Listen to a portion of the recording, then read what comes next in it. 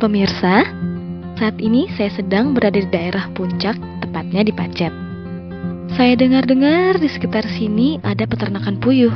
Kabarnya, beternak puyuh sangatlah menguntungkan. Saya jadi ingin tahu seperti apakah sosok puyuh dan cara beternak unggas ini. Yuk, ikuti saya terus.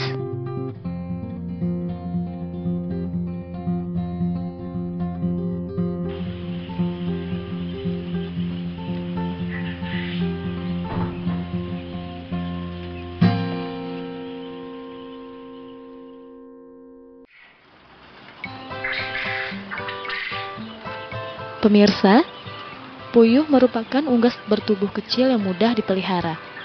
Hewan ini juga mudah beradaptasi terhadap lingkungan sekitar dan tidak mudah terserang penyakit. Namun, jangan salah, meskipun bertubuh kecil, unggas ini sangat lincah mengais untung.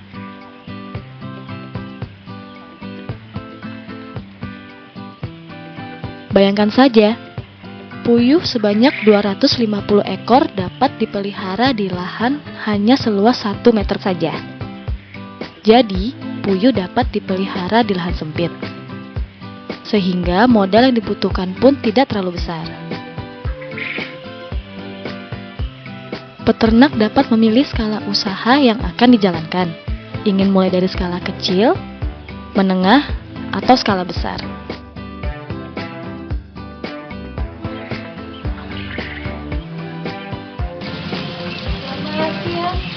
Pak Selamat ya? Iya. Iya, ini Bapak sedang apa nih Pak? Biasa melakukan kegiatan rutin kontrol puyuh. Oh gitu. Oh banyak banget ya Pak ya. Ini kira-kira ada berapa ekor sih Pak untuk Di lokasi satu ini? kandang ini ada sekitar 15.000 ekor. Oh, bagi kerja ekor Iya. banyak banget ya. Jadi terus untuk jenis-jenis puyuhnya nih kira-kira ada apa jenis Pak? Jenis puyuhnya? Yang kita budidayakan ini jenisnya satu macam sebenarnya, yaitu strain Cotternic japonica. Itu dari Jadi negara negara asalnya mana? sebenarnya dari Amerika Latin, tapi Indonesia impor dari Jepang. Terus kira-kira susah nggak sih Pak untuk membibitkan puyuh ini sendiri? Ya, sementara ini belum ada kendala tentang budidayanya, jadi saya pikir sangat mudah sekali untuk membudidayakannya. Terus ini sebagai orang awam nih Pak, ini untuk beternak puyuh ini pertama kali gimana sih Pak untuk memulainya gitu? Ya, yang jelas persiapan utamanya adalah lahan.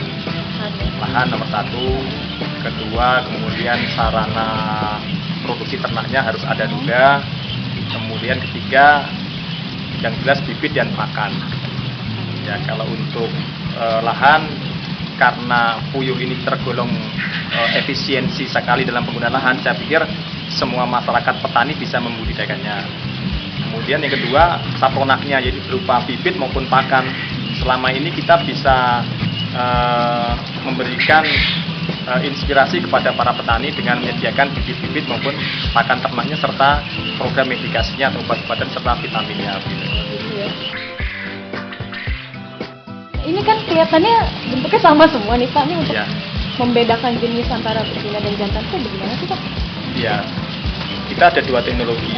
Yang pertama, saat dia lahir umur sehari dengan pola warna bulu, dengan genetika yang kita terapkan sudah mempunyai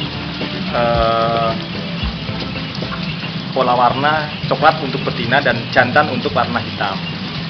Ya, selain itu, selain dengan cara sexing umur sehari atau pemilihan jenis kelamin, puyuh bisa dilihat secara fisik pada umur 21 hari dengan melihat pola warna bulu dada. Ya.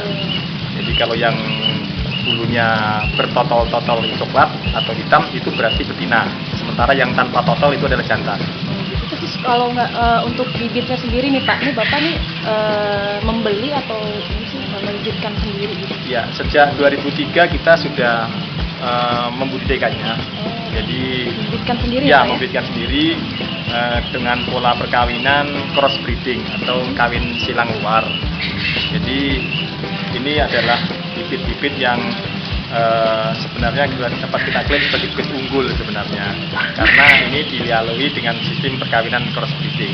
Ini kawinnya secara alami nih Pak ya, nggak Alami, kawin betul. suntik ya Pak ya? Belum. Oh belum. Puyuh karena dia tergolong kecil ininya, postur tubuhnya kecil sehingga handling untuk memasukkan sperma ke dalam ovari betina itu sangat susah.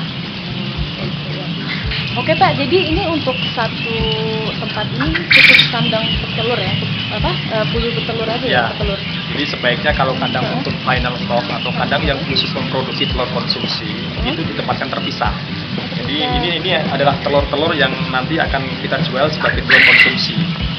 Adapun kalau tempat untuk membibitkannya, lain lagi nih Pak ya, beda tempat ya, karena harus terpisah khusus. Untuk wilayah Jabodetabek saja, kebutuhan telur puyuh mencapai 8 juta butir per minggu. Dari jumlah tersebut, baru bisa dipenuhi sebanyak 2,1 juta butir per minggu. Belum lagi permintaan wilayah Sumatera, Kalimantan, dan Sulawesi yang masih sangat besar. Padahal, potensi puyuh tidak hanya terdiri dari telurnya saja. Dagingnya, kotorannya, dan bulunya pun memiliki nilai jual.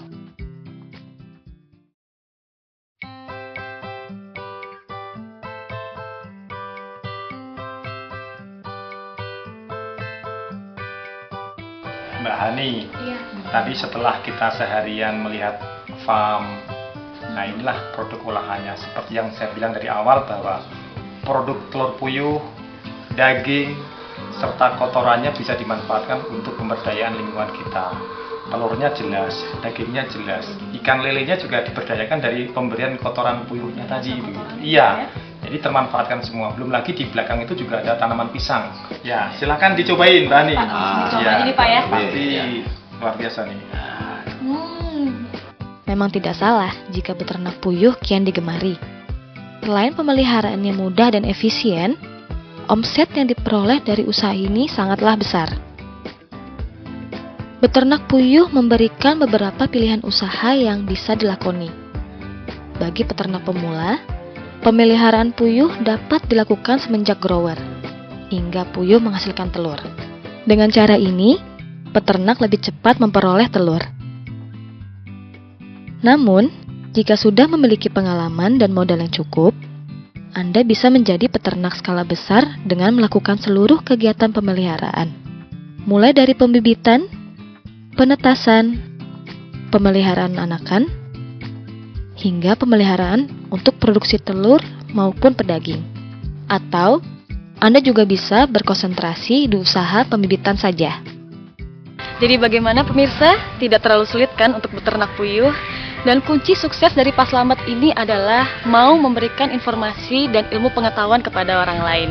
Semoga tayangan ini memberikan inspirasi kepada pemirsa semua. Baik pemirsa, saya Hanisa Farani beserta kru videografi kelompok Agromedia undur diri dari hadapan Anda. Sampai jumpa pada buku-buku terbitan Agromedia selanjutnya.